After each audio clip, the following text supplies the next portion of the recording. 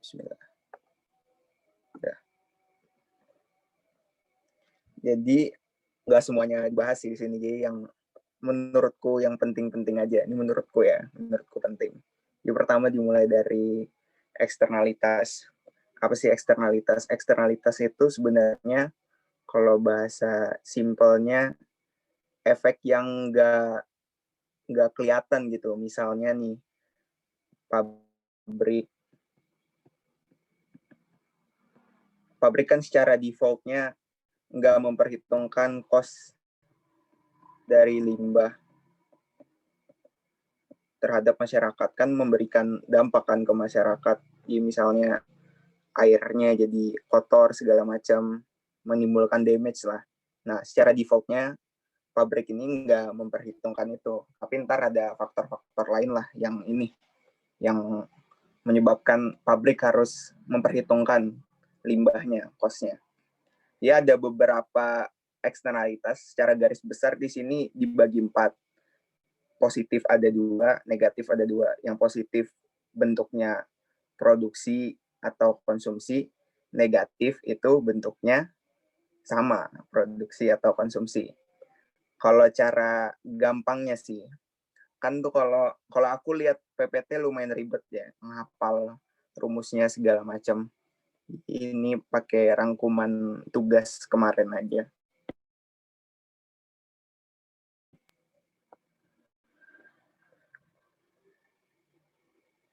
Oke. Jadi cara gampangnya untuk nentuin ini, kalau negatif, nggak bisa coret. Kalau negatif itu dia yang keadaan yang memperhitung dari sosialnya gitu, secara efisiensi sosial itu kuantitas bakal berkurang. Jadi produksinya pada berproduksi gitu. Sebentar ya, bisa dicoret. Grafiknya selain ya, suku marginal. Ini sekarang dari eksternalitas produksi. Terus ada demand-nya, yaitu berupa private marginal sama dengan social benefit. Karena kata kunci adalah produksi. Produksi itu kan ngaruhnya dia. Nah, untuk mengantisipasi eksternalitas negatif dari misalnya adalah bahan itu gimana caranya bikin kualitas kurang. Makanya ditambah sama D, kita geser hanya jadi atas MC kartuksi. Jadi ini itu digeser kayak ditambah MD. Pokoknya kita bikin jadi berkurang. Begitupun eksternalitas negatif dari konsumsi. Tapi kali ini itu yang ngaruh kan konsumsi. Jadi private marginal benefit-nya yang kita geser, pokoknya mana caranya dari kuantitas yang memperefisi sosial jadi turun. Karena secara sosial, kalau yang negatif-negatif itu, pokoknya masyarakat pengennya kuantitasnya lebih rendah. Limbah kan kita pengen kuantitasnya jadi lebih rendah. Kalau konsumsi kan negatifnya rokok, pengen lebih rendah. Nah, kalau yang positif produksi, kebalikannya. Gimana kita ngakalin kuantitasnya jadi naik. Kalau di sini positif produksi ya, berarti ngakalinnya adalah PMC dikurangi MB. Pokoknya kita gimana ngakalinnya ini geser ke kanan bawah gitu.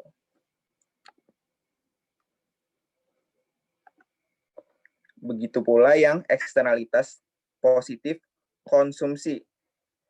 Kalau produksi ingat, dia mainnya di marginal cost-nya, kurva supply-nya. Ini PMB sih, salah. Nah, kalau yang konsumsi itu di demand-nya. Kalau positif nih catatannya, positif bikin yang sosialnya naik. Kalau negatif,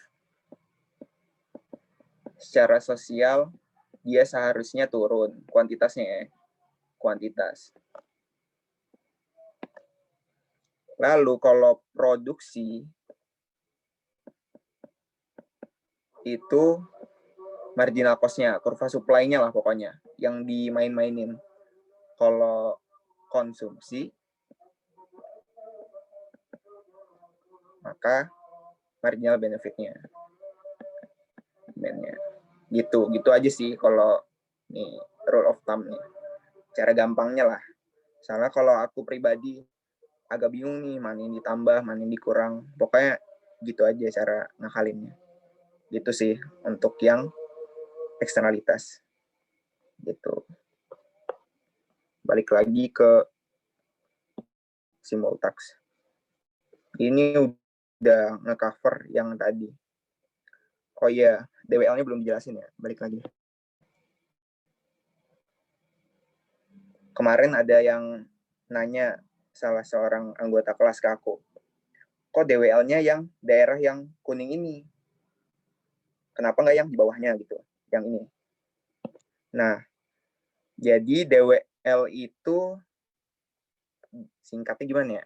Misalnya Marcus Rashford nih nama orang kan. Marcus Rashford pengen liburan ke Liverpool. Dia bayar harga tiketnya 40 pound sterling misalnya. Terus harapan dia manfaat dari jalan-jalan ke Liverpool, manfaatnya adalah 50 harapan dia. Ini kan berarti anggaplah di situ cuma ada Rashford yang pengen kayak gini, berarti dapat satu kan di pasar dari bus tersebut. Bayangkan ada DWL nih, yaitu salah satu penyebab DWL yang kita ketahui adalah misalnya pajak. Tiketnya misalnya 40, tapi tiket Marcus Rashford kan 50. Di sini dia bayar tuh, berarti dia nggak bakal yang pokoknya itu. Ini singkat bus. Nah, di sini secara sosial optimal di sini nih perhitung yang garis kalau biasa. Berarti titik ini sebenarnya harapannya adalah harganya yang tapi makanya nih yang dipakai yang segini yang ini bawahnya gitu yang lain-lain. Jadi kalau kalian bingung bisa lihat PPT sih. Cara tadi kalau ini sih lumayan gampang. Itu sih. Balik. Ini kok nanya boleh langsung interupsi aja ya. Yang lain bisa juga buat.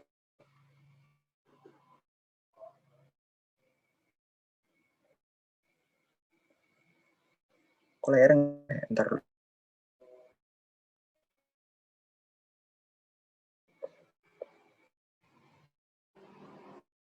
Ini udah simultax atau belum?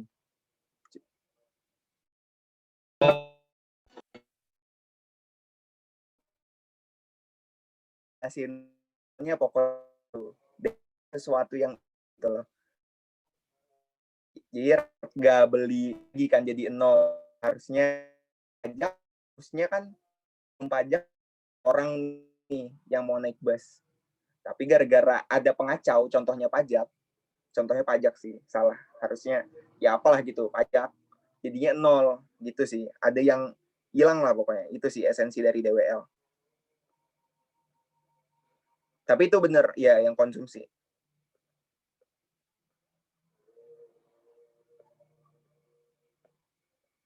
Ya. Ini teorema Koase. Teorema Koase ini intinya adalah di mana dia itu nggak melibatkan pemerintah sih, nggak melibatkan pemerintah. Misalnya nih ada itu antara pabrik baju, kalau di pabrik saya gantung sama apa pemiliknya. Ini coba saya contoh kayak slide dari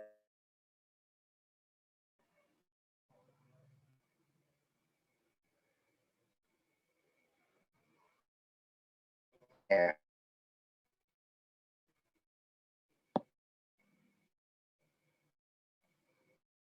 Oh ini.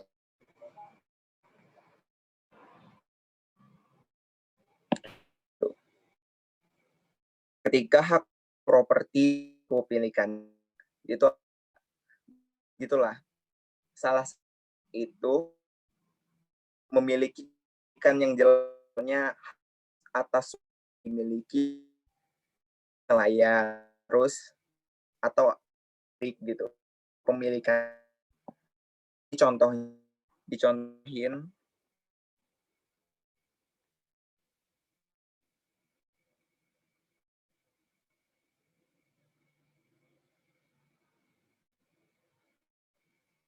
oke. Ini misalnya kalian punya property rights-nya. Kalau punya pengen nggak ada baja yang diproduksi, pengen ada dan di nol pada awalnya. Tapi oke. Tetapi buat nah, pabrik kan nggak punya kalau nggak ini nggak apapun. Jadi dia bisa dalam tanda kutip menyogok si nelayan biar dia bisa memproduksi.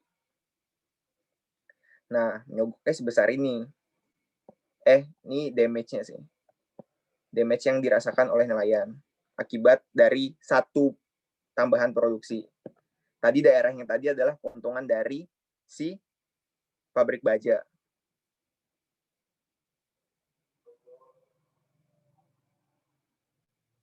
Nah, society dapat PMB kurang PMC karena sebenarnya society ini nggak pengen, sebenarnya keadaan secara sosial itu bukan zero ini sih, zero limbah, tetapi keadaan setimbang antara dia pengen juga kan ada baja di rumah tangganya. Itu keadaan nol limbah dan nggak ada baja sama sekali itu tidak efisien secara sosial. Jadi ini negosiasinya berlanjut terus sampai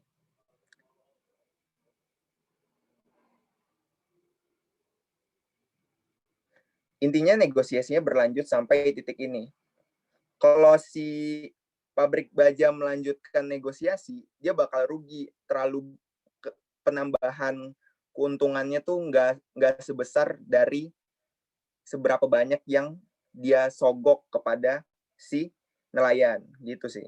Jadi intinya titiknya di sini saat SMC PMC tambah MD memotong dari garis demand dari baja gitu sih. Kalau sebaliknya tinggal dibalik aja, ntar bisa lihat sendiri. Terus masalah dari teori Koase ini adalah ada assignment problem, hold out problem, free rider problem, sama transaction cost and negotiating problem. Coba lihat penjelasannya di sini.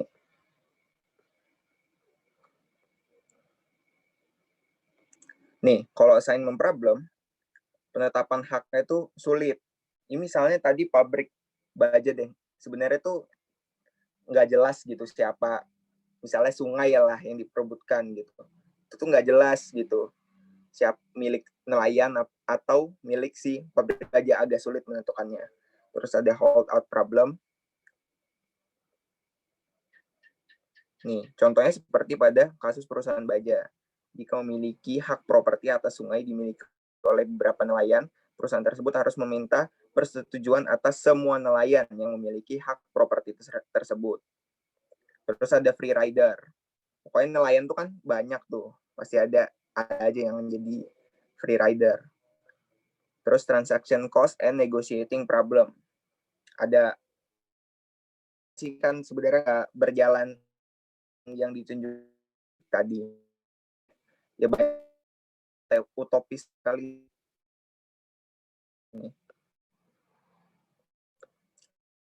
Solusi untuk menangani berskala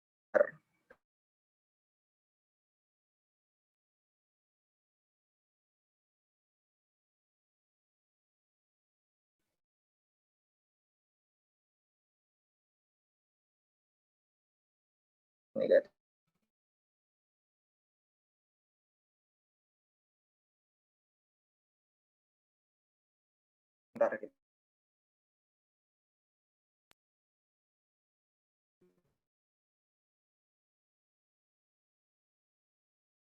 Kalau di grafik ini, jadi dia bisa netapin pajak buat seolah-olah, bukan seolah-olah sih, buat ngegeser kurva supply-nya jadi berkurang lah intinya. Kurva supply dari si pabrik baja. Jadi sebenarnya bakal optimal, tapi agak susah sih. Ketika besar pajaknya sama dengan marginal damage. Itu bakal efisien secara sosial. Tetapi kan susah netapin berapa besar marginal damage yang sebenarnya terjadi. Terus ya susah lah intinya. Jadi pajak ini sebenarnya ditetapkan buat ngekoreksi dari eksternalitas negatif. Jadi biar dia efisien secara sosial. Jadi pajak ini bisa ngegeser ke atas. Tapi nggak selalu sebesar, ya susah lah netapin sebesar MD. Harapan pemerintah sih sebesar MD. Tapi agak susah. Intinya buat mencapai MD lah pengennya. Lalu subsidi. Subsidi ini buat yang eksternalitas positif. Ini kalau kita lihat dari gambarnya, ini kan secara sosial, coba kita analisis ya. Secara sosial nambah nih, berarti positif. Terus produksinya yang bergeser, berarti ini produksi positif. Quantity of donuts ya.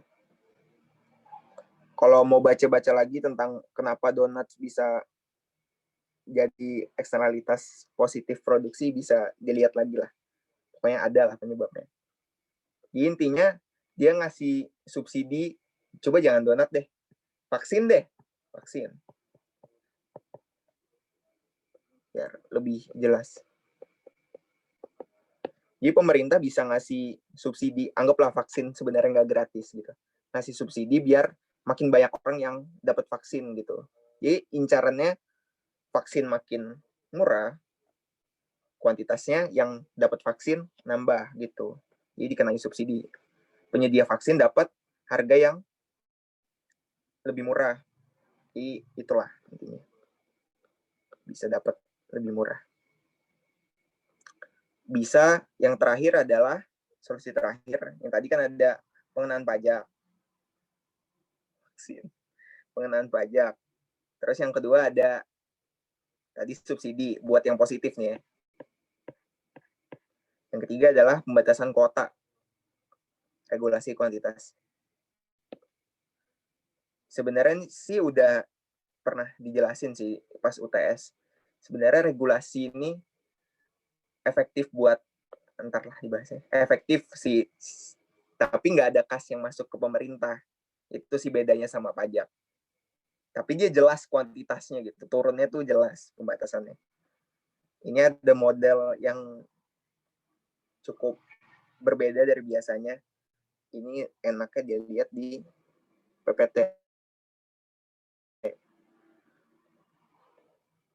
Nah, ya.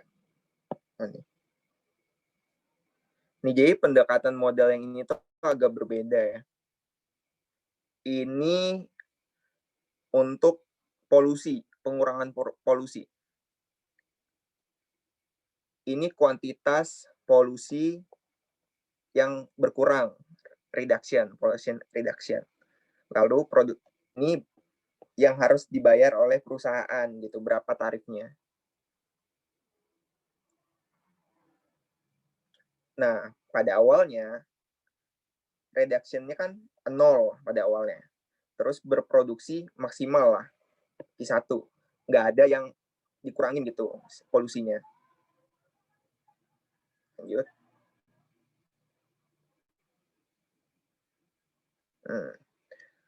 Manfaat yang diterima dari pengurangan polusi oleh perusahaan adalah 0 kan. Perusahaan pengennya menang sendiri lah secara defaultnya. Nggak ada manfaat sebenarnya.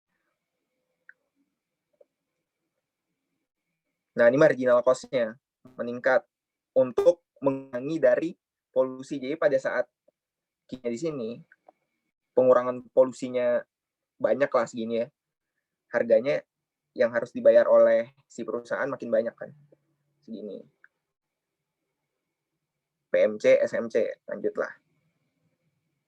Nah, society pengennya tuh, aduh, kenapa keluar? Bentar ya.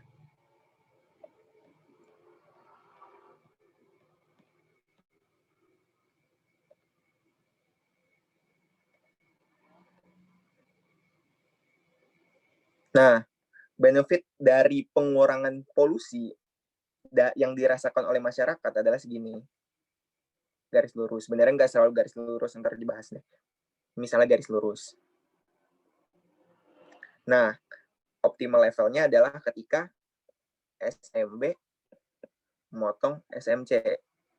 Itu bagi kedua belah pihak udah win-win lah istilahnya.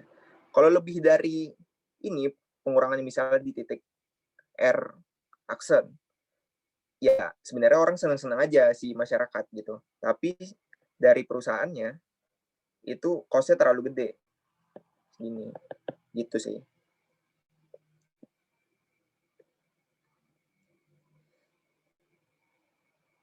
Nah, terus, sini deh.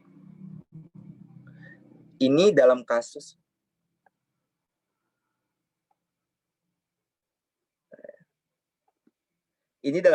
di mana salah satu perusahaan tuh lebih jago lah, lebih hemat untuk mengurangi produksi. Kan tadi mengurangi produksi, mengurangi polusi.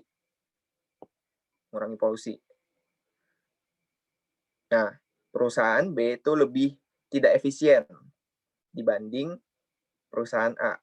Lebih efisien kan, lebih murah gitu.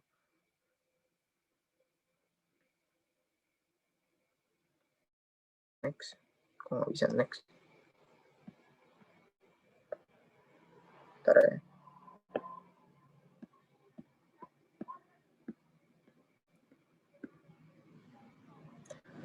Nah, kalau dengan pembatasan kuota, misalnya pembatasan kuotanya pemerintah nggak mau tahu nih, pokoknya segini aja, maunya R bintang misalnya, itu nggak efisien bagi cost perusahaan, karena perusahaan B itu costnya lebih gede nih, perusahaan A cuma segini, itu nggak efisien bagi si perusahaan, itu lebih mahal lah bagi perusahaan B.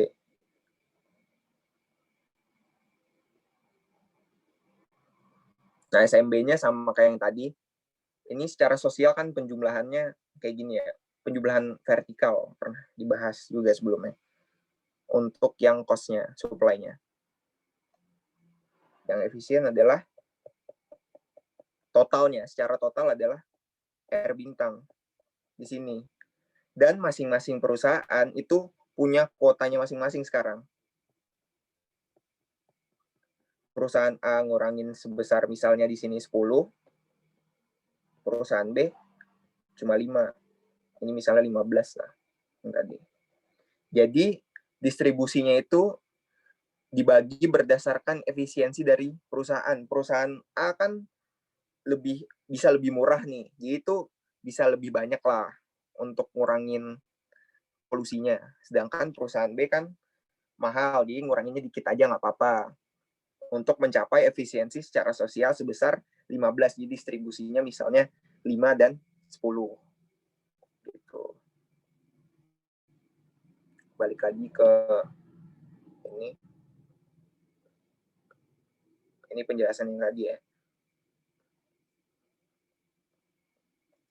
Nah, tapi pemerintah tuh nggak tahu nih berapa biaya bagi masing-masing perusahaan kan. Bisa seberapa efisiensi perusahaan dalam menangani polusi ini.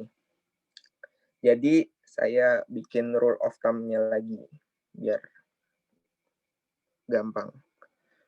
Misalnya SMB-nya kan kalau di sini perbedaannya adalah satu step. Step ini artinya istilahnya kurang genting lah, kurang genting. Yang tuntutan dari masyarakat tuh istilahnya kurang genting. Misalnya di sini kan pemanasan global. Jadi kalau tujuan utamanya adalah pengurangan polusi, tujuan utamanya adalah pengurangan polusi,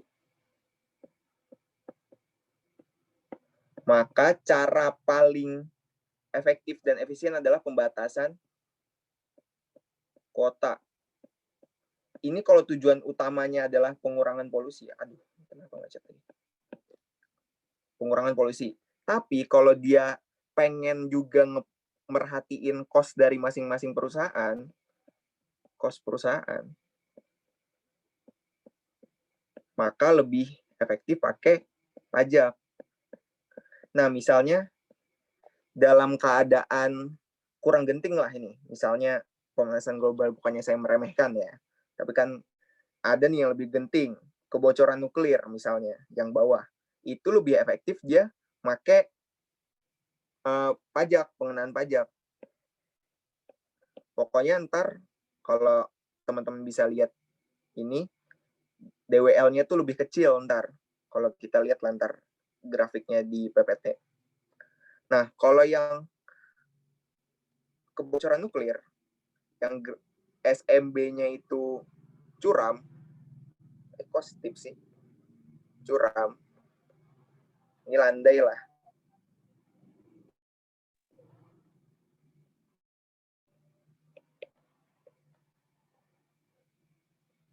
Curam misalnya adalah kebocoran nuklir, maka lebih genting untuk ngurangin si polusinya kan. Ngurangin pokoknya yang damage-nya lah. Jadi lebih efektif pakai pembatasan kuota. Jadi bisa kita lihat sama-sama di PPT buat ilustrasi. Ini misalnya tadi yang pemanasan global. Ini flat, bukan steep, salah saya. Bego bahasa Inggrisnya. Ini PMC-nya. Tapi PMC-nya bisa aja. Karena pemerintah kan nggak bisa nebak nih berapa PMC sebenarnya. Ini kalau pakai mandat regulasi segini. Karena nah, dead weight loss-nya adalah sebesar yang merah. Tetapi kalau pakai pajak, misalnya yang merah, DWL-nya kecil. Jadi kalau yang flat, tadi pakai pajak aja. Karena lebih penting cost bagi perusahaan lah dalam hal ini. Selanjutnya, ini misalnya tadi kebocoran nuklir ya. Misalnya fairly steep.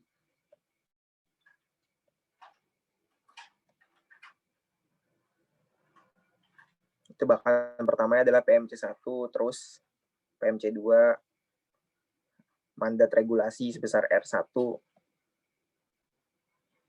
Nah, DWL lebih kecil kalau pakai yang ini. Kalau pakai pajak lebih gede. Itu tergantung tujuan dari si pemerintah lagi, balik lagi. Kalau sebenarnya tujuan utamanya adalah mengurangi polusi, itu sebenarnya cara paling gampang adalah netapin kuotanya sekian. Jelas kan, langsung tereksekusi. Nggak boleh perusahaan ngelewatin kuota segini. Tetapi kalau pengen merhatiin keberlangsungan dari cost perusahaan itu, lebih pas pakai pajak sih. Itu win-win solutionnya lah bagi masyarakat maupun bagi perusahaan gitu. Kalau misalnya ada yang pengen ditanya, silahkan ya. Kalau saya nggak bisa jawab, teman-teman yang lain bisa bantu mungkin.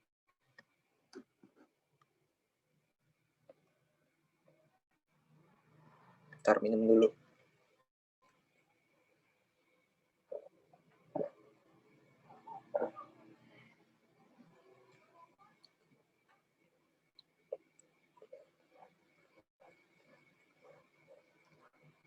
Kayaknya itu aja sih yang sterilitas.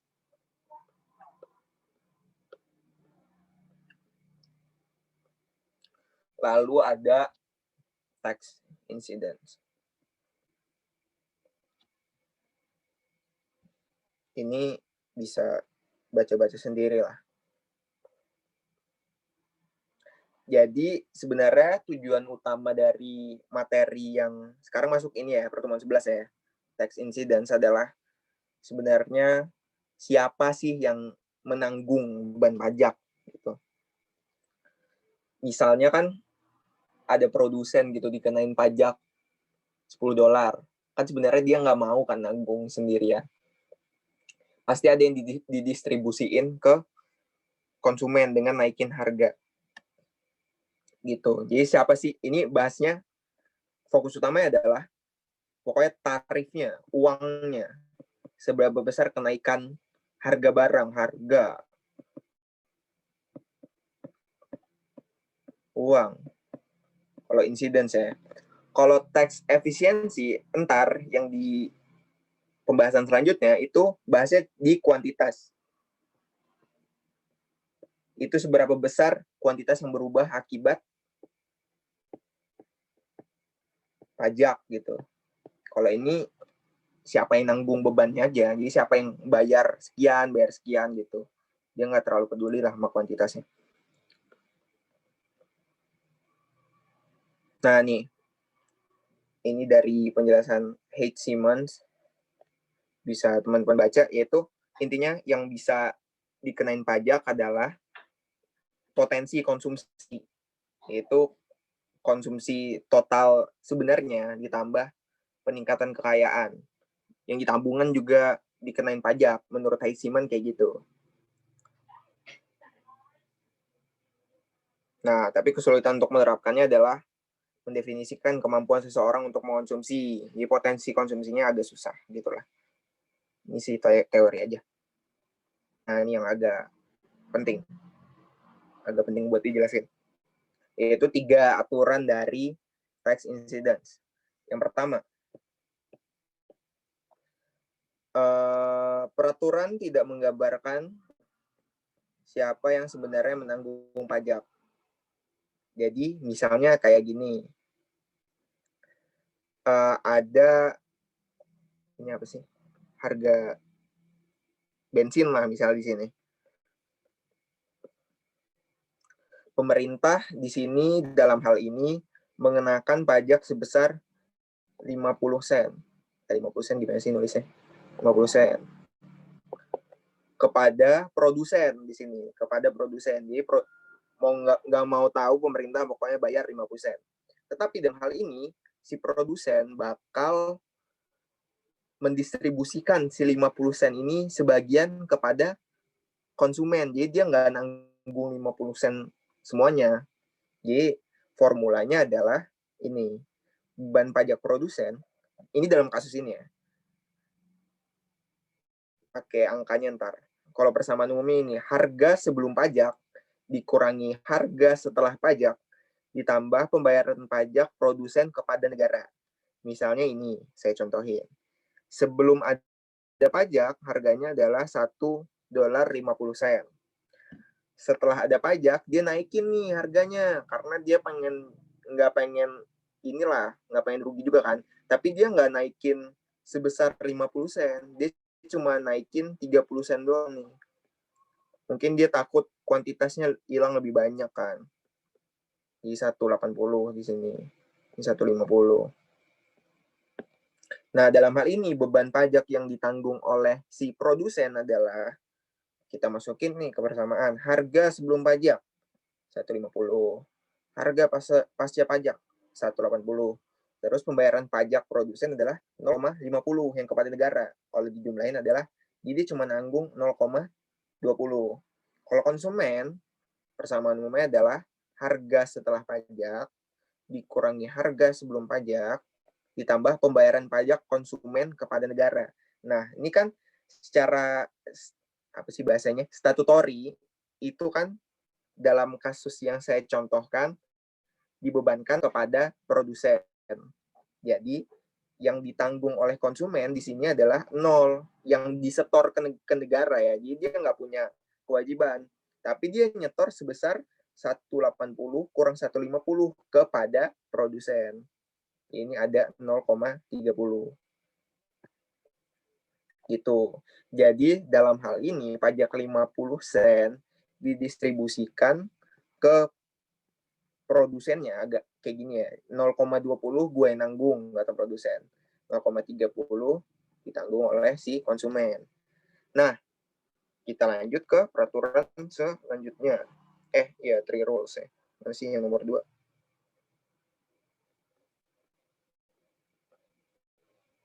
Nih, the side of the market on which the tax is imposed is irrelevant to the distribution of tax burdens. Jadi, sisi pasar mana yang dikenakan pajak tidak relevan gitu. Berapa pajak yang ditanggung. Misalnya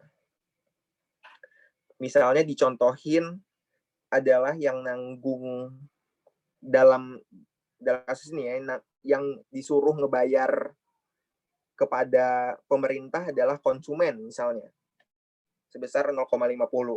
Ini ada di PPT, bisa teman-teman cek lagi yang saya kotakin. Nah, dalam hal ini si produsen nurunin harganya jadi 1,30 karena si konsumen udah nanggung 0,50, jadi nggak apa-apa nih harganya turun. Jadi pajak yang ditanggung oleh produsen adalah sebesar harga sebelum pajak dikurangi harga setelah pajak, yaitu yang turun karena ditanggung oleh konsumen ya. Misalnya di sini konsumen disuruh bayar ke negara misalnya, ditambah sama 0 nih, 0,20 kan. Kalau konsumen, hitung aja lanjutannya nih, 0,30. Nah, dalam kasus ini yang dicontohin sama si Gruber di PPT-nya, itu walaupun maupun ke konsumen atau produsen, pembebanannya, yang torinya, itu tetap aja 0,30 konsumen bayar, dan produsen akhirnya tetap bayar 0,20. Gitu-gitu aja. Jadi sebenarnya nggak relevan nih pajak dikenakan ke yang mana gitu. Iya, sama-sama aja, tetap aja gitu, segitu-gitu aja. Nah, yang ketiga, pihak dengan, pokoknya inilah bahasanya, yang inelastis,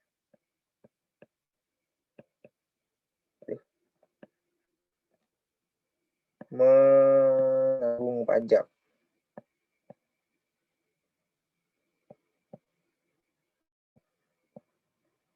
Dia lebih nanggung pajak, makin inelastis, makin menanggung. Tapi kalau elastis tuh makin menghindari. Misalnya, saya pribadi agak bingung, misalnya ada yang tegak lurus banget. Misalnya, ini kan inelastis sempurna. Agak bingung contohnya. Jadi di sini pakai ini aja nih. Ini kan yang inelastis adalah yang lebih tegak ya. Yang lebih tegak saya gambarin di sini adalah yang supply-nya. Supply kan. Yang dipengaruhi oleh si produsen. Yang lebih elastis adalah demand-nya, si konsumen. Nah, DWL-nya lebih gede yang ditanggung oleh, ini akibat misalnya kenaikan dikenakan pajak. Yang ditanggung oleh produsen, yang bawah itu yang ditanggung oleh produsen, itu lebih gede. Daerah kuning lebih gede pada daerah biru. Jadi yang pokoknya itu lebih menanggung nantinya, menanggung pajak, menanggung bebannya. Yang elastis cenderung menghindari. Kalau nih, kenapa dia males nanggung beban pajak? Misalnya nih, ada beberapa pilihan, misalnya McD, kita pengen makan ayam misalnya, atau KFC. Misalnya dalam hal ini, demand-nya itu elastis. Elastis kan saya sebutkan tadi, menghindari pajak. Misalnya barang dua ayam goreng di dua perusahaan ini adalah barang konsumsi. Misalnya McD mengenakan pajak misalnya nih, ini contoh aja. Nah, kan kita bisa nih, dia aja. Makanya yang elastis itu lebih jago ngehindarnya pokoknya. Ini sama aja sih, tapi ini contohnya elastis sempurna atau inelastis sempurna. Ini sama yang saya contohkan tadi.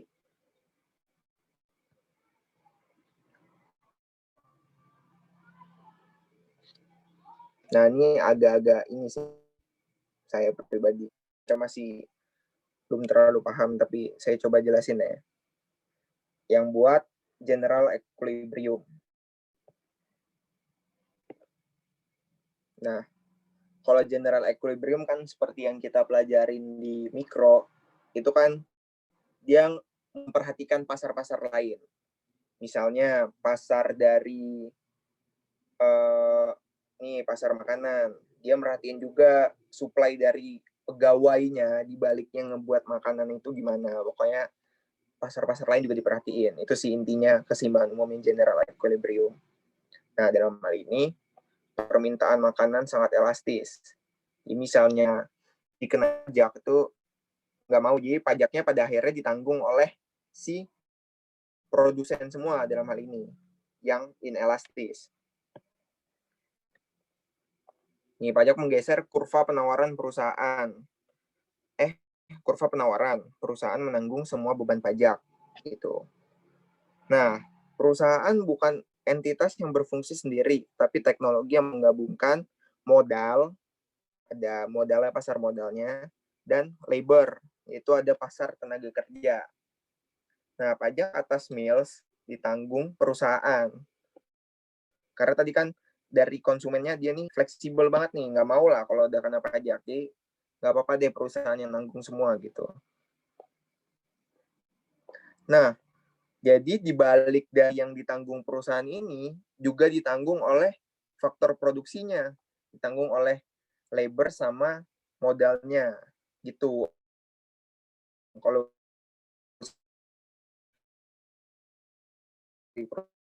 si modal juga bagian dari perusahaan.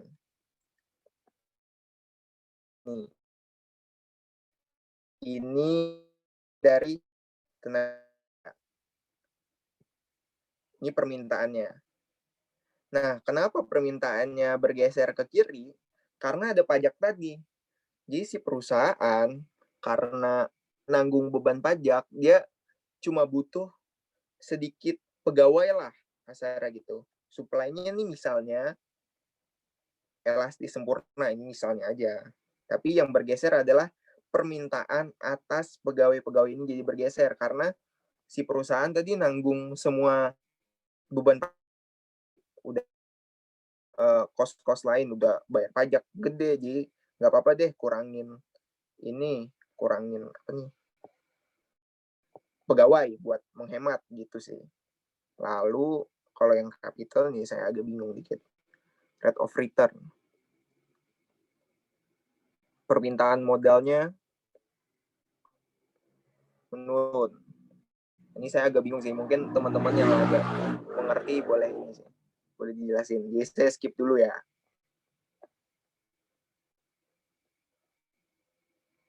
Oke.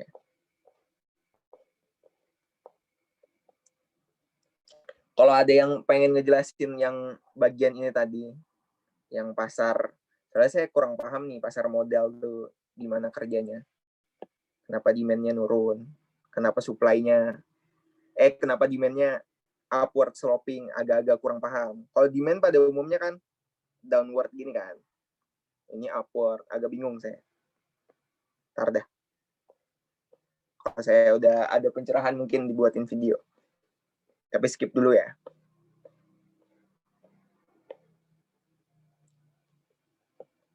Kalau ada yang mau nanya, sekali lagi boleh langsung interupsi ya, nggak usah nunggu saya nanya. Apakah ada pertanyaan? Nggak usah. Gimana tuh, Rick? Boleh dijelasin nih? Boleh ini. Apa sih? Enggak, itu yang apa namanya nih, yang capital nih, yang apa namanya, pasar modal rate of return itu bukannya dari yang ini, Yud, yang jangka panjang ini. Maksudnya apa namanya ya? Kan ini dari kasih tahu nih, maksudnya dari sisi penawaran nih, misalkan dari pasar saham. Nah, kita nih kalau misalkan kita udah invest di pasar saham, BTW suaraku jelas ya? Jelas, jelas. Oke. Nah, ini senangkepku ya. Nah, itu kan karena misalkan di pasar saham itu sistemnya kita cuma invest dan kita nggak bisa apa ya, turun tangan gitu terkait naik atau turunnya suku bunga yang ada di bank kan. Nah, maka dari itu ketika suku bunganya turun, itu tuh itu sebenarnya kayak apa ya? Jadi Oh, jadi kayak ini permintaan. aja. Permintaannya turun aja menurut jangkanya Oh, aja iya, gitu, iya. karena semakin turun ya karena ngapain aja kita invest di situ, mending cari yang lain gitu. Iya, iya, iya. Paham, paham, paham, paham. Jadi sesuai penjelasan Torik tadi ya, karena ini kurang inilah mungkin suku bunga rate of return-nya. Return-nya kan misalnya dari 10% awalnya. Tapi karena mungkin kinerja perusahaannya ya karena pajak ditanggung semua lah, jadi rate of return-nya mungkin 8%. Jadi ngapain invest gitulah. Gitu nggak sih bahasanya, Rik? Ya, kalau Karena gue gitu, nangkapnya gitu sih. iya, iya, kayaknya sih gitu. Masuk akal. Makasih, Torik.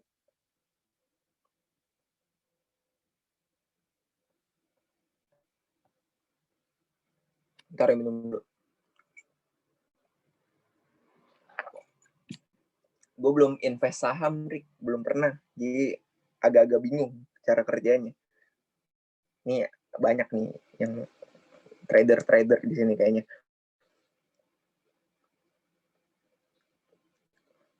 Lanjut ya. Pertemuan 11 sama 12. Sebenarnya pertemuan setelah ini, setelah 11-12 ini, kebanyakan teori sih. Bisa DJBC kalau nggak salah. Sama yang utang-utang. Utang tuh yang paling yang perlu dijelasin tuh yang 4 model aja. Saya bisa teman-teman baca lah. Karena full bacaan tuh kayaknya. Full bacaan. DJBC itu full bacaan juga sih kayaknya. Yang pertemuan setelah ini ya. Ini masih perlu penjelasan kalau yang efisiensi. Oke, lanjut ya.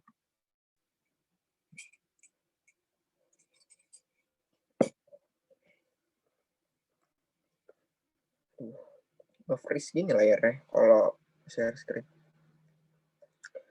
Nah, tadi kan udah ngebahas nih, intinya dia tuh siapa sih yang dibebankan pajaknya kalau insiden tadi. Siapa yang dari $50, 50 sen tadi ya. 50 sen, distribusinya gimana? Siapa yang kalau tadi kan contohnya yang produsen yang bayar 20 sen, sen semua nih. 50 sen dioper itu 20 sennya ke produsen. Lalu konsumennya itu 30 sennya nanggung. Kayak gitu. Itu sih kalau yang tax incidence. Dia ngomongin duit-duit mulu kan dari tadi. 50 sen. Tapi kalau tax efisiensi ini cuma bahas tentang jumlahnya. Jadi kita fokus ke sumbu X di sini. Tadi kan ini 180, 150 kita fokusnya. Kalau di sini kita fokusnya di quantity.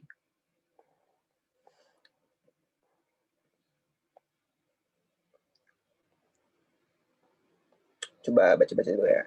Kurva permintaan mewakili manfaat marginal. Sama. Nah, ini konsep penting. Jadi kalau yang tax incidence, ini rangkuman aja ya, walaupun sebenarnya nggak berhubungan sih. Yang aturan ketiga, aduh, kenapa sih pulpen? Kalau yang inelastis, secara duit-duit dia menanggung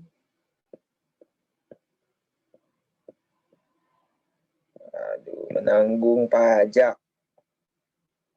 Kalau yang elastis sebaliknya. Tapi kalau di konsep efisiensi ini, bahasnya tuh udah DWL lah. Aduh ya Allah.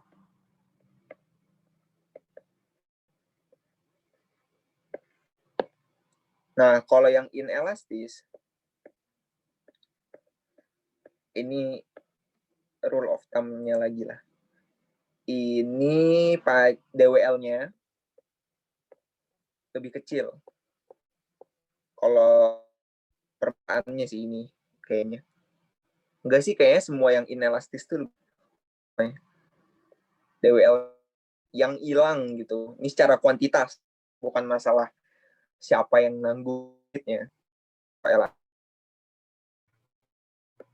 DWL-nya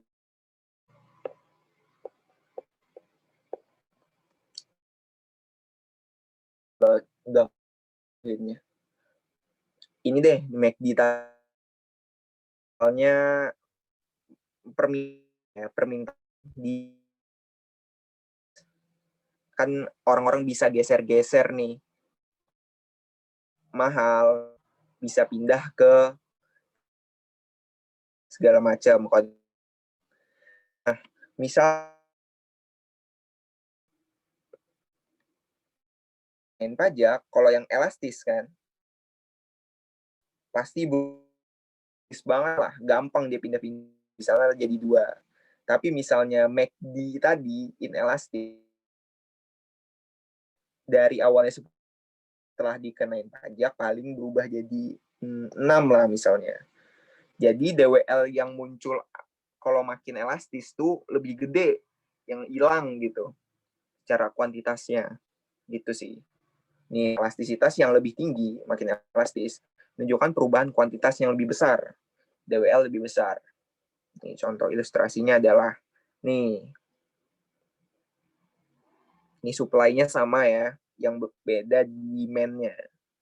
Yang sini elastis, yang sini inelastis. Di daerah akan lebih gede nih, akibat pajak. Akibat pajak kan si perusahaan naikin. Gitu sih. Ini bisa baca-baca. Ini menarik nih formulanya. Ini nggak ada di PPT Bu Anissa deh kayaknya. Jadi dia tuh menyatakan bahwa DWL makin gede kalau ini kayak ini sih elastisitas permintaannya sih, permintaan doang sih.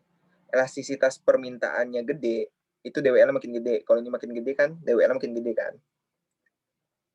Ini makin gede. Elastisitas, jadi makin elastis, DWL makin gede. Terus, dia tuh meningkat seiring dengan meningkatnya nih secara eksponensial. Jadi makin gede tarif pajak, DWL-nya tuh misalnya tarif pajaknya, ini dia ada contohnya di sini. Mana ya? Nah, di sini. Dari 10 sen misalnya ke 20 sen. Dari 10 sen, awalnya segini kan, ini 10 sen nih. Terus dikenain pajak lagi 10 sen tambahan.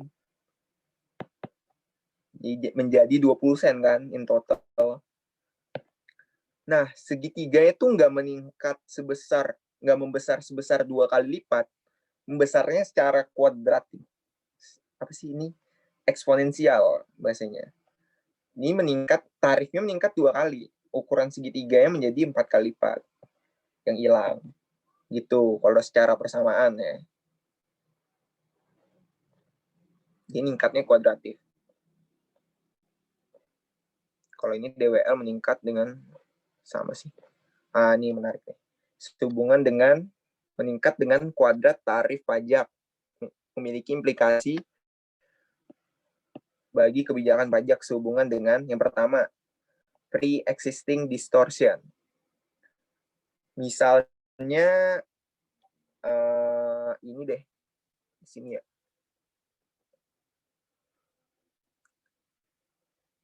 Dia tuh udah ada eksternalitas negatif dari produksi nih awalnya. Terus pajaknya dikenakan bukan kepada perusahaan tetapi kepada konsumen. Jadi makin inilah. Oh sorry, ini positif deh. Salah saya kan. Agak-agak bingung emang.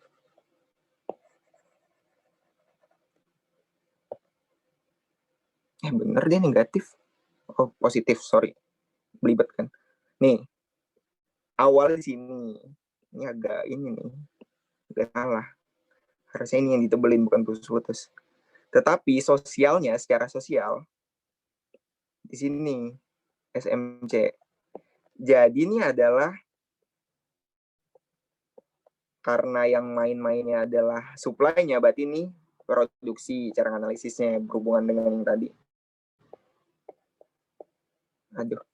Produksi. Terus kuantitas secara sosialnya nambah, berarti ini produksi eksternalitas positif. Nah, gitu. Nah, misalnya vaksin, dikenain pajak, makin nggak mau lah orang. Jadi makin gede nih DWL-nya, makin berkurang, makin banyak. Di sini contohnya vaksin nih. Tetapi, ini kan eksternalitas yang positif. Kalau negatif, pajak ini bagus. Pajak ini bisa mengoreksi pasar. Misalnya, ini cukai deh yang paling gampang ya. Tapi nggak jadi lah. Ini aja limbah aja limbah. Saya contohin. Ini supply yang PMC-nya.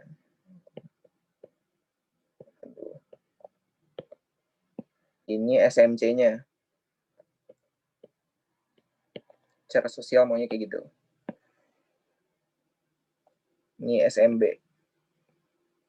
Demand-nya. Nah, pajak ini bisa mengoreksi biar kuantitasnya berkurang. Kan tujuannya kalau eksternalitas negatif secara sosial bagusnya berkurang kan. Pajak ini kan ngurangin kuantitas sebenarnya dari pasar itu. Jadi bagus pajak kalau di pasar yang udah ada distorsi pre-existing distortionnya yang negatif, misalnya eksternalitas negatif tadi. Jadi kalau dikenain pajak bagus. Tetapi kalau yang eksternalitas positif, makin parah nih penambahan DWL-nya. Makin gede gitu sih.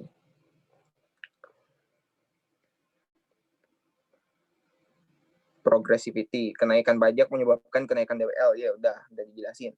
Terus tax smoothing, ini ada sih dijelasin di PPT.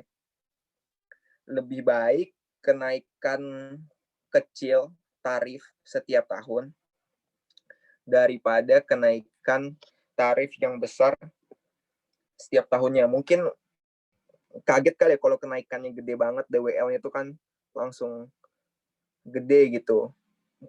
Kalau smoothing nih pokoknya dia mikirnya jangka panjang lah, pelan-pelan. Misalnya kalau kata sebelumnya kan pernah dijelasin consumption smoothing. Jadi mending dia nabung buat bisa konsumsi lebih banyak sampai hari tua daripada dia beli iPhone tapi di hari tua, misalnya beli iPhone 100 juta tapi di hari tua melarat gitu. Gitu sih. Kalau smoothing nih progresi biar makin smooth ke masa depannya.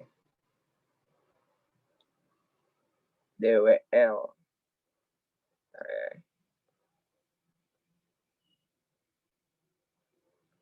DWL dan sistem pajak.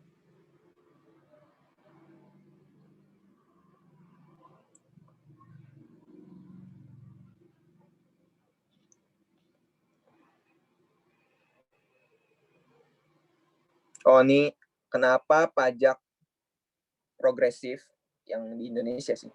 Indonesia progresif ya. Itu DWL-nya makin parah lah, sesuai dengan teori yang tadi ya. Itu kan makin gede tarifnya, peningkatan DWL-nya itu naik secara eksponensial gitu. Di sini dia nyontohin aja sih. Mengapa DWL lebih besar untuk pekerja berupa lebih tinggi meskipun pengurangan jam kerja yang sama? Coba kita baca. Karena dalam pasar tenaga kerja yang kompetitif, tingkat upah sama dengan marginal produk tenaga kerja. Sehingga pekerja berupah tinggi memiliki produk marginal tenaga kerja yang lebih tinggi. Ini sih, gimana ya? Jadi kalau teman-teman lihat materi mikro lagi di pasar faktor produksi, ada kan konsep MRPL, tambahan revenue akibat tambahan satu pegawai, kalau nggak salah, ya, tambahan revenue akibat tambahan satu pegawai. Jadi misalnya ada dua pekerja nih, satu bergaji tinggi, satu bergaji rendah. Nah, kalau yang bergaji tinggi, anggaplah sama-sama berkurangnya, dipotong sama yang gaji rendah ya, sama gitu, pengurangan jam kerjanya dalam hal ini. Maka DWL-nya lebih gede yang jam kerja tinggi yang bergaji tinggi. Karena yang bisa dia hasilkan itu lebih banyak gitu, yang bergaji tinggi. Kan orang gaji tinggi harapannya dalam pasar kompetitif nih ya, orang bergaji tinggi adalah yang bisa ngasilin produk lebih banyak. Jadi ya gitulah, kalau dia di-cut langsung banyak lah hilangnya gitu. Nih, coba kita baca. Di bawah sistem proporsional, kerugian efisiensi bagi masyarakat adalah jumlah dua segitiga kerugian bobot mati. Kerugian bobot mati ini DWL. BAC, EDF. BAC mana? BAC, EDF. Ini yang berupa rendah, ini yang berupa tinggi. Ini kalau sistemnya proporsional tarifnya. Tapi kalau progresif, itu kan lebih parah lah pajaknya. Lebih gede kan, sesuai namanya progresif. DWL makin gede. Nah, kalau yang berupa rendah, itu cuma GDI. Karena mungkin dia belum kena tarif, ini misalnya 10% doang. Ini udah kena 10%, 15% lagi gitu. Jadi kenanya double gitu. Jadi kalau yang progresif berupa tinggi, yang berupa rendah itu cuma ABC tetap. Kalau yang berupa tinggi EDF ditambah ada daerah ini nih, trapesium. Makin gede dari DWL-nya. Jadi secara efisiensi itu sebenarnya lebih efektif tarif yang proporsional. Tapi kan kalau kita merhatiin vertical equity lain-lain, ya ribet lah. Tapi ini cuma bahas pasar-pasar secara efisiensi doang ya. Ini sama lah. Nah, ini aturan Ramsey. Itu tujuannya adalah gimana dia tuh efisien tuh kan, kalau saya dulu diajarinnya di semester 2, efisien itu adalah mencapai target tertentu fix, misalnya kotak, dengan biaya seminimal mungkin. Atau mencapai target maksimal dengan biaya tertentu gitulah. Dalam hal ini tujuannya adalah mencapai revenue tertentu dari pajak, di mana DWL-nya kalau bisa seminimal mungkin. Itu sih tujuan dari Ramsey Rule. Jadi untuk mencapainya, kan barang nih beda-beda nih dampak akibat DWL-nya. Jadi dia menetapkan tarif pajak berbeda untuk setiap komoditas. Itu berdasarkan aturan Ramsey. Jadi makanan, pakaian, tembakau, dan sebagainya itu dikenain pajak yang beda-beda dalam aturan ini. Ini dia punya rasio tertentu lah. MDWLI, MRI. Marginal DWL-nya ada rasionya pokoknya. Marginal DWL-nya, terus marginal revenue dari pengenaan pajaknya. Rasionya disebut lambda dalam hal ini. Ini lanjutannya lah, kurang penting nih. Lalu lambda itu dalam hal lain itu apa maksudnya? Yaitu nilai seberapa nilai $1 lagi di tangan pemerintah relatif terhadap penggunaan terbaik berikutnya di sektor swasta. Jadi, kalau bahasa saya nih, tambahan revenue ke pemerintah, kalau ininya besar ya, lambdanya besar, itu tambahan revenue uang di pemerintah itu lebih berharga daripada dibiarin aja di pihak swasta, nggak disetor ke negara. Itu kalau lambdanya besar. Dia lambda nih dalam kasus Ramsey ini udah ditentuin sebenarnya. Lalu perpanjangan tangannya adalah MDWLI per MRI ini. Jadi, misalnya nilai yang lebih, jangan nilai kecil lah, nilai besar aja. Misalnya, lambdanya besar, itu lebih berharga di pemerintah kan, uangnya. Nah, jadi nggak apa-apa nih naikin DWL-nya, naikin tarif pajak.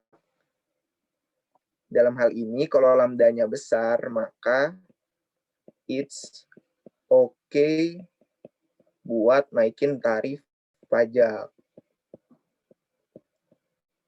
Aduh, kenapa nih pulpennya sih?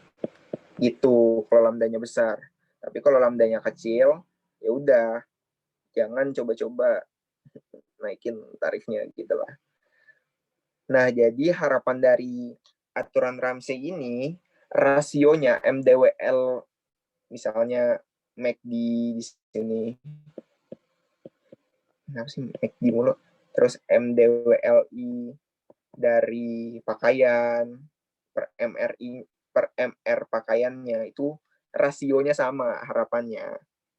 Tetapi kan dalam kenyataannya, di K-pop ini banyak aturan-aturan utopis sebenarnya.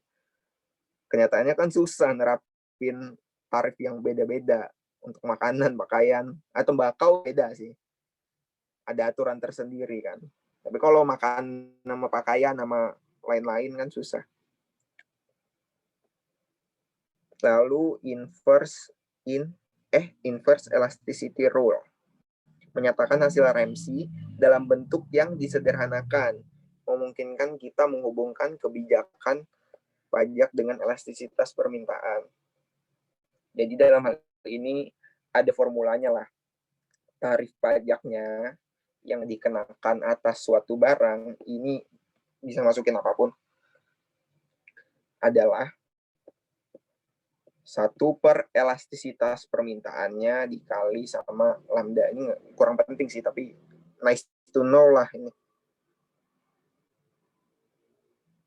Gitu kalau aturan Ramsey. Jadi kalau lambdanya gede, yaitu di pemerintah duitnya lebih berharga, dianggapnya nggak apa-apa naikin tarif pajak gitu kan, karena lebih bagus di pemerintah aja nih duitnya gitu untuk suatu barang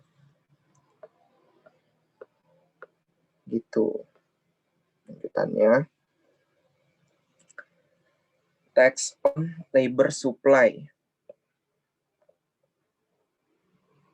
Ini pasar faktor produksi ya, tadi udah sempat disinggung kayaknya. Basic teori dasar penawaran kerja. Tenaga kerja mirip dengan analisis kesejahteraan tunai atas penawaran tenaga kerja yang telah ditinjau sebelumnya. Tinjau sebelumnya kapan nih? Alpha memiliki fungsi utilitas, di mana L mewakili jam waktu luang, dan C adalah barang yang dikonsumsi. Jadi ini adalah kurva anggarannya. Misalnya dia semuanya, ini potensi konsumsi ya sebenarnya. Kan belum tentu dia konsumsi semuanya. Potensi konsumsinya, misalnya ini berapa sih? 1.000. Jadi dia nggak ada istirahat sama sekali nih di sini. Tapi kalau di istirahat semua dia nggak ada cuannya di sini. Gitu sih buat memahamin budget constraint. Jadi ini. Lalu yang penting kenakan pajak.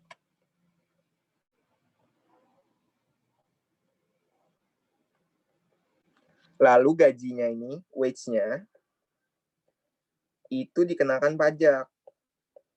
Nah, dampaknya ada 2 nih yang sering disebutin kan. Ada yang sering disebut adalah yang efek substitusi dan efek pendapatan.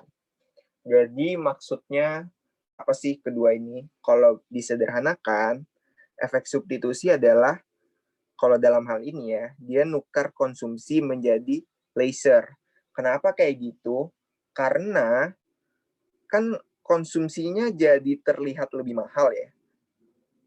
Potensi konsumsi maksudnya. Potensi konsumsi gaji dia jadi terlihat lebih mahal. Ngapain gue kerja gitu kan? Kan dikenain pajak gitu. Ini efek substitusi. Mending santai-santai. Jadi efek substitusi dalam hal ini adalah menukar konsumsinya jadi leisure. Nah, kalau efek pendapatan adalah waduh kena tarif pajak nih misalnya. Jadi dia harus pengennya bekerja lebih banyak malah karena dikenain tarif pajak. Penghasilan dia kalau bekerja segitu-segitu aja turun. Jadi dia harus bekerja lebih banyak kalau yang berdasarkan efek pendapatan. Makanya di sini bisa teman-teman lihat. Jadi sebenarnya ini terjadi secara bersamaannya. Jadi ini juga ada efek pendapatan di sini, tapi efek substitusinya lebih gede. Nggak usah dianalisis lah. Nah, kalau dalam hal efek substitusinya lebih gede, lasernya turun, lasernya naik karena terlihat lebih murah, ngapain dia kerja kan? Konsumsinya juga turun kan. Nah, kalau yang efek pendapatan lebih besar, maka walaupun dia nggak bisa nyamain ini nih, nggak bisa sama-sama C1, seenggaknya potensi konsumsinya yang bisa dia tabung tuh yang nggak jelek-jelek banget lah, istilahnya nggak serendah ini gitu. Masih segini, kan lebih tinggi nih daripada ini. Tapi lasernya jadi lebih sedikit karena dia kerja bagai kuda kan, habis dikenain pajak malah pengen kerja dia karena pengen dapat, waduh pendapatan gue dipotong nih, jadi gue harus lebih kerja lebih banyak gitu buat menyamain keadaan defaultnya ya di C1. Ya seenggaknya dia nggak terlalu turun lah, masih di sini.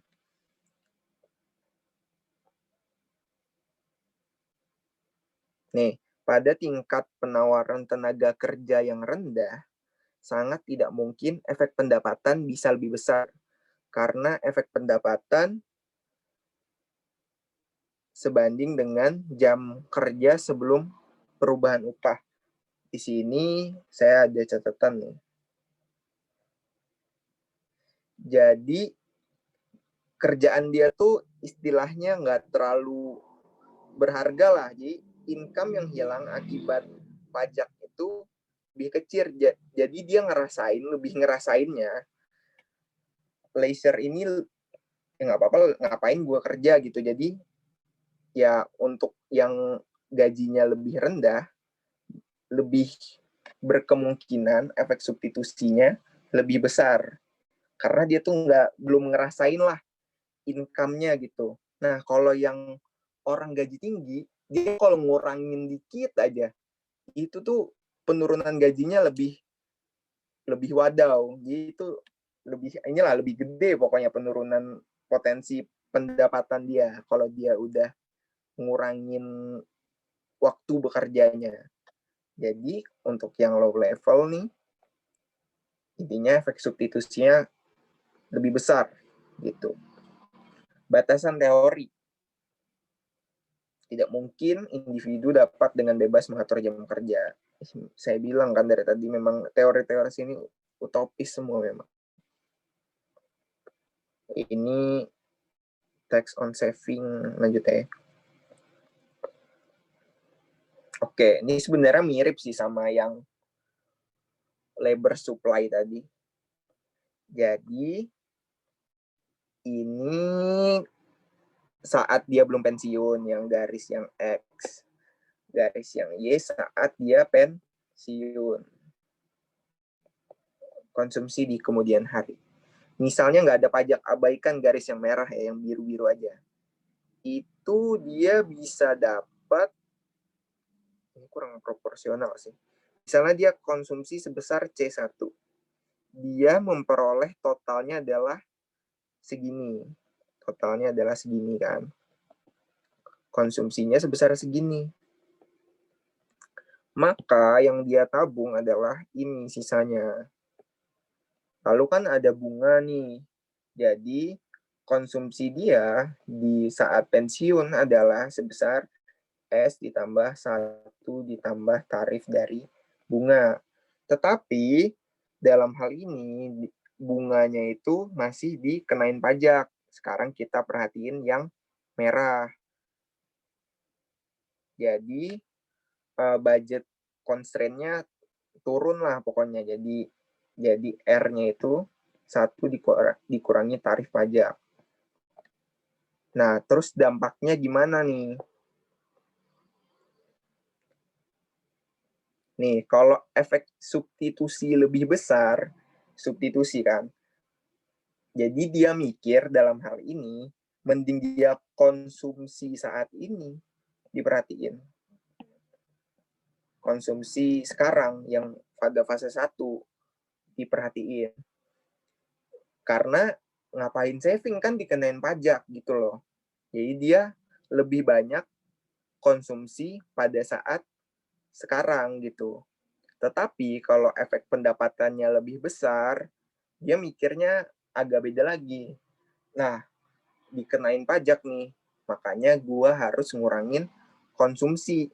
Karena gue pengen nabung lebih banyak supaya target gue tercapai. Karena udah dikenain pajak, jadi dia pengen nabung lebih banyak. Di sini konsumsinya malah naik kalau yang efek substitusinya lebih besar. Dia mikir konsumsi pada saat ini itu lebih murah gitu. Ngapain nabung sih gitu. Nah, kalau yang satunya lagi, yang efek pendapatan, konsumsinya turun. Karena dia lebih bekerja gitu kan. Pengen mencapai targetnya. Nah, bisa kita lihat di sini, kalau yang efek substitusinya lebih besar, maka ya tabungan dia di masa yang akan datang cuma segini nih, C2 bintang. Tapi kalau yang efek pendapatan lebih besar, oke dia nggak nyampe C2 nih, nggak nyampe ini. Seenggaknya dia udah lebih tinggi daripada yang ini. Gitu. Itu sih untuk penjelasan efek substitusi sama efek pendapatan. Kalau yang sisanya yang ini, kalau saya baca sih, teman-teman bisa baca sendiri ya. Yang ini. Transfer taxation. Kayaknya teori banget lah dan sangat bacaan kali gitu. Setelah saya lihat-lihat. Di skip aja lah untuk menghemat. Sama sih ini juga sangat teori sekali. Kalau di soal tahun lalu pertanyaannya sebutkan misi DJBC. Kan teori banget ya. Agak susah nih buat jelasin. Nah, kalau untuk kasus perdagangan bebas, ntar saya share videonya. Mending dia pakai tarif atau kuota gitu. Jadi intinya adalah kalau udah membuka perdagangan, secara kesimpulan, mending dia netapin bea masuk daripada restriksi kuota, pembatasan kuota. Karena pada akhirnya yang dikonsumsi harganya juga segitu-segitu aja ntar. Tapi kalau dia netapin bea masuk, ada yang masuk ke kas negara. Kalau ini nggak ada yang masuk, cuma kuotanya juga berkurang. Kuotanya juga bakal berkurang segitu aja, karena si yang asing, orang asing, karena ada bea masuk jadi kurang kan dia nyuplai ke Indonesia, ngapain banyak-banyak gitu, juga masuk ke kantong kas. Nah kalau yang kuota ya udah dibatasin tapi nggak ada yang masuk ke kas negara juga gitu, gitu sih.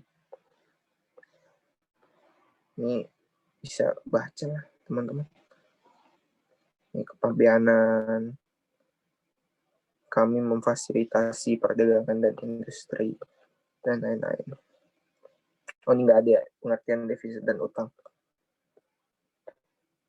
Ini cuma bacaan semua. Bentar ya.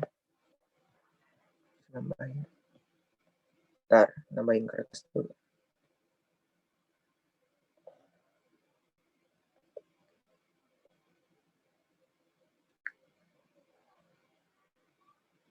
Nah, ini rangkuman saya. Public debt. Misi yang terakhir. Kan intinya kalau yang perlu dijelasin lah istilahnya. Itu yang 4 pandangan ini sih. Yang kemarin saya tanya ke Bu Anissa. Nah, ada 4. Yang pertama adalah Ricardian. Yang kedua, Lerner. Yang ketiga, yang overlapping generation model. Yang keempat adalah neoclassical. Nah, kalau yang Ricardian ini, kan nih konsep utamanya adalah kalau pemerintah minjem pada saat ini untuk pemerintah utang nih sekarang. Di masa depan, maka untuk menutupin utang-utang ini, dia naikin pajak nih di masa depan. Jadi generasi masa depan yang menanggung, gitu sih konsep utamanya. Tapi ada beberapa pandangan. Kalau yang Ricardian, itu mana sih? Oh ini Lerner dulu. Dari Lerner, itu dia ditanggung ke generasi selanjutnya kalau utangnya itu ke pihak asing. Alasannya lupa juga sih. Pokoknya itulah basic konsepnya.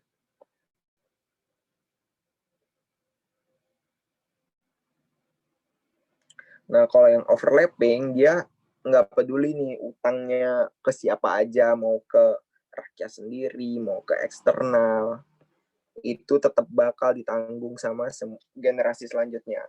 Kalau yang Lerner tadi, yang menanggung adalah kalau dia utangnya eksternal. Kalau yang overlapping, ya bebas, siap utang ke rakyat sekarang juga tetap ditanggung selanjutnya.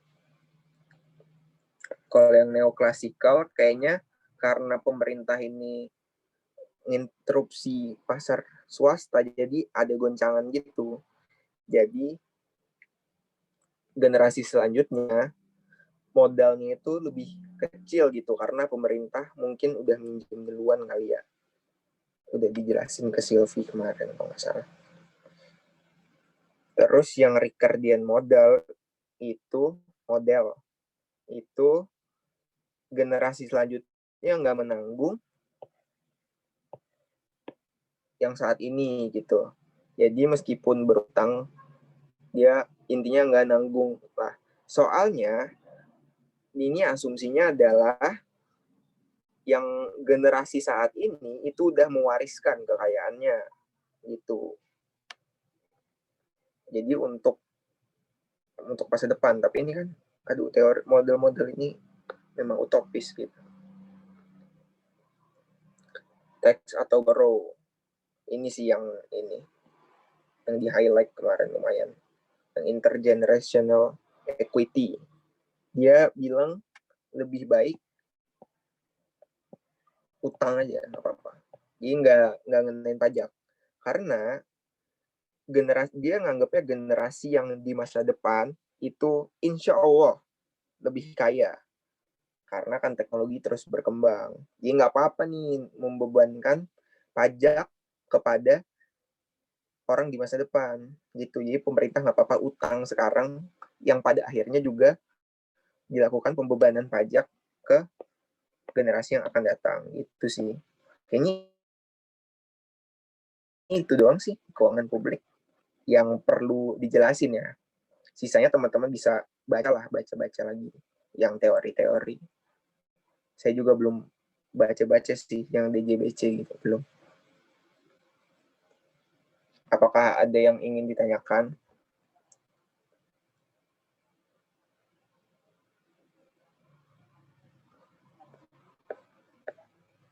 Kalau nggak ada, ditutup.